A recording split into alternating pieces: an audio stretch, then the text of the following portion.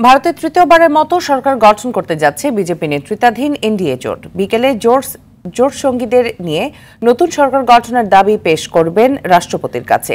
এদিকে শরিকদের দাবি দাওয়া পূরণে বেশ বেগ পেতে হচ্ছে বিজেপিকে। একগুচ্ছ দাবি দাওয়া পেশ করেছেন এনডিএ জোটের সবচেয়ে গুরুত্বপূর্ণ দুই শরিক নীতিশ কুমার ও চন্দ্রবাবু নাইডু।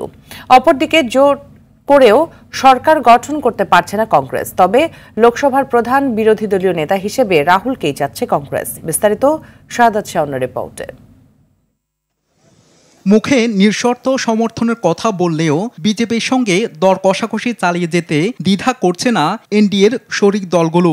এবারে দুর্বল বিজেপিকে পেয়ে শরিক দলের পক্ষে দাবি উঠেছে ছেড়ে দিতে হবে স্বরাষ্ট্র, অর্থ, প্রতিরক্ষা ও রেলের মতো মন্ত্রণালয়। অন্যদিকে চন্দ্রবাবু নাইডুও 3টি পূর্ণমন্ত্রী ও 2টি প্রতিমন্ত্রীর পদ চেয়ে তদবির করেছেন। নীতিশের মতো পানি সম্পদ ও গ্রাম উন্নয়ন মন্ত্রণালয়ে নিজেদের এমপিদের দেখতে চেয়েছেন তিনি।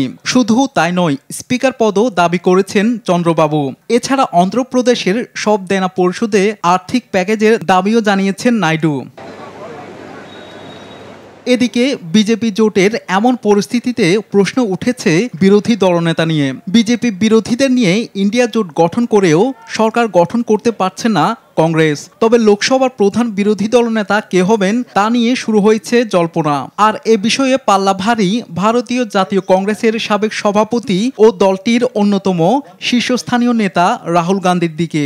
That we look after the interests of the vast majority of our... Shahadat Shaon, RTV।